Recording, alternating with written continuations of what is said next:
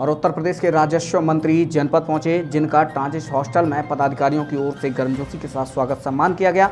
जिसके बाद वे पत्रकारों से रूबरू हुए और उन्होंने पत्रकारों द्वारा पूछे गए सवालों का बेबाकी से जवाब दिया है। इतना ही नहीं, उन्होंने अपने प्रेस वार्ता में कई बड़े बयान भी दिए हैं। आइए आपको भी दिखाते हैं। बता दें कि जनपद के प्रभारी मंत्री और प्रदेश के राजस्व विभाग के मंत्री अनूप प्रधान आज नगर पहुंचे।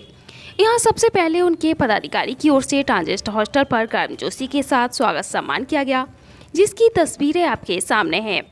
तस्वीरों में आप देख सकते हैं किस तरीके से यहाँ मंत्री अनूप प्रधान का स्वागत सम्मान किया जा रहा है। अपने पदाधिकारी से मिलने के बाद पत्रकारों से और पत्रकारों द्वारा पूछे गए तमाम सवालों का उन्होंने बेबाकी से जवाब दिया है। पत्रकार वार्ता करते हुए उन्होंने क्या कुछ कहा, यह जरा आप भी सुनिए। आप लोगों ने विभिन्न कार्यक्रम किए और कुछ क्या संदेश देना चाहते हैं? देखिए, सबसे पहले तो आज प्रेस वार्ता में हमारे जो भी नवयुक्त हमारे जिलाध्यक्ष निलंबित हुए चतुर्वेदी जी, हमारे निवर्तमान प्रदीप चौहान साहब, हमारे क्षेत्रीय उपाध्यक्ष, जैसा कि आज विश्व के सबसे लोकप्रिय नेता और इस देश के यशस्वी प्रधानमंत्री आदरणीय नरेंद्र मोदी जी का आज 73वां जन्मदिन पूरे देश के अंदर बड़े हर्ष और उल्लास के साथ मनाया जा रहा है। तो मैं अपनी तरफ से, अपने सभी कार्यकर्ताओं की तरफ से, इस प्रदेश की 25 करोड़ महान जनता की तरफ से मैं उनको बहुत बहुत हार्दिक शुभकामनाएं और बधाई देता हूं और परमपिता परमात्मा से प्रार्थना करता हूं कि आदरणीय मोदी जी हमेशा स्वस्थ रहें और इस देश की इसी तरह सेवा करते रहें, ऐसे उन सब कार्यकर्ताओं की आशा। आज आपने प्रेस वार्ता रखी, इसका क्या उद्देश्य है? देखिए, प्रेस वार्ता का उद्देश्य है कि आदरणीय प्रधानमंत्री जी का जो पूरा देश जन्मदिन मना रहा है, कम से कम वो जो कार्यक्रम भारतीय जनता पार्टी के कार्यकर्ताओं द्वारा किए जा रहे हैं वो कम से कम जनता जनार्दन तक आपके माध्यम से नीचे जाएं।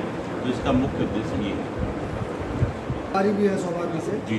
दिल्ली में ही 2 जगह ऐसी हैं जहाँ पे सरकारी ज़मीनें पर कब्जा है लोगों का और लगातार आपके विभाग के द्वारा कब्जा खाली कराने को निर्देशित भी किया गया। मैनपुरी तहसील का अभई और घिरोर में दोनों जगह ही सरकारी ज़मीनें और खाली नहीं हो पाई। क्या कारण रहा? क्या राजस्व विभाग भूमाफियाओं के आगे घुटने टेकने की स्थिति में? देखिए, जैसा कि मैं आपको बताना चाहूँगा, कल भी माननीय उत्तर प्रदेश के यशस्वी मुख्यमंत्री आदरणीय योगी आदित्यनाथ जी और हम स्वयं और हमारे सभी वरिष्ठ अधिकारी कल लगभग 2.5 घंटे तक वर्चुअल संवाद के माध्यम से माननीय मुख्यमंत्री प्रत्येक जनपद को सीधे जिलाधिकारी से संवाद करके वहाँ की समस्याओं को, राजस्व में कोई समस्या है तो उसका समाधान कैसे हो सकता है, हर बिंदु पर तहसील की रिपोर्ट क्या है, IGRS की क्या पोजीशन है, हर एक महत्वपूर्ण बिंदु पर उन्होंने विस्तार से चर्चा की है। और निश्चित ही जैसा कि आपने कोई प्रकरण बताया है, ये तो आपके संज्ञान में आप लोग आदेशित कर चुके हैं। पूरे 80 के 80 आप दावे कर रहे हैं, पहली चली गई। देखिए, चुनाव जीतना हारना एक सतत प्रक्रिया, हम सब कार्यकर्ता, हमको काम करना चाहिए। मैं समझता हूँ आप घोसी की सीट की बात कर रहे हैं यहाँ पे, तो निश्चित ही कहीं ना कोई खामी रह गई होगी जो हम सब लोग चुनाव हारे। निश्चित उस पर हमारे शीर्ष नेतृत्व उस पर जो है चिंतन भी कर रहा है कि क्या कारण है, किस कारणवश हम लोग चुनाव हारे, और निश्चित जो भी कारण निकल कर आ रहे हैं हम लोग उस पर प्रयासरत होकर के आगे बढ़ेंगे। और निश्चित इसमें आसानी में पूर्ण विश्वास है कि एक अगर घोसी का उपचुनाव किसी कारणवश हार जाए तो हम लोकसभा नहीं जीत सकते। मैं दावे के साथ कह रहा हूँ कि 80 की 80 लोकसभा और खासतौर पर मैनपुरी भी प्रचंड बहुमत से भारतीय जनता पार्टी जीतने का काम करेगी। आप मैनपुरी का अभी जो निकाय का चुनाव हुआ वही देख लो, तो निश्चित ही उसमें भी मैं समझता हूँ 10 में से 8 एक नगर पालिका और नगर पंचायत हम सब ने यहाँ जीतने का। मंत्री जी, अम्बेडकर नगर में दिन दहाड़े बच्ची का दुपट्टा खींच लिया गया, शोधों द्वारा मौत हो गई बच्ची की, क्राइम बढ़ रहा है।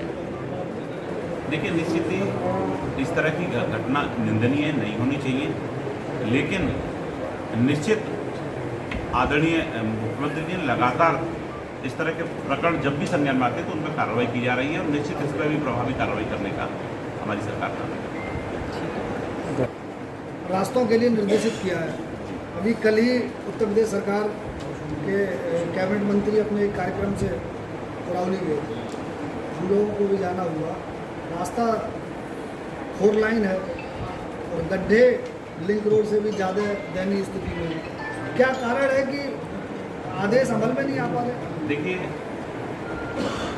पत्रकार महोदय, वर्षा का समय चल रहा है और बारिश में निश्चित मैं समझता हूँ कितनी अच्छी सड़क हो कहीं ना कहीं उसमें टूट हो जाती है, लेकिन कोई कहीं ऐसा हुआ है तो माननीय मुख्यमंत्री ने कल ही सख्त निर्देश जारी किए कि वर्षा के तत्काल बाद, क्योंकि वर्षा का समय चल रहा है, तो बस वर्षा के तत्काल बाद अगर कोई भी सड़क गड्ढा युक्त हुई है तो उसको गड्ढा मुक्त करने का काम तत्काल है। मैनपुरी रोड मार्ग कई जगह धंस गया है, बाईपास अभी बना है, कुछ समय ही बीता है। देखिए निश्चित ही पूरे प्रदेश में की अगर मैं बात करूं तो सड़कों पर बहुत अच्छा काम आदरणीय योगी आदित्यनाथ जी की सरकार ने किया है और आप सब लोग भी और ये जनता जनार्दन भी हमेशा उसकी प्रशंसा करती रही है। लेकिन बरसात का समय चल रहा है, मैं आपकी बात को बिल्कुल सही मानता हूँ। कहीं ना कहीं कोई सड़क टूटी होगी, कोई क्षति हुई होगी तो निश्चित हम लोग उसकी जाँच करा करके उसको तत्काल मैं आपके संज्ञान में डालना चाहता हूँ, ये जो सड़कें टूटी हैं जिनकी हम लोग जिक्र कर रहे हैं, ये बरसात के कारण नहीं, पानी जल निकासी के नहीं है इसलिए टूट जाती हैं और 6-6 फीट गहरे गड्ढे, सड़क खत्म हो गई है। आए दिन नई दुर्घटनाओं को न्योता मिलता है, कभी किसी गरीब की भी जान जा सकती है, बड़े लोग तो गाड़ियों में बैठ के निकल जाते हैं।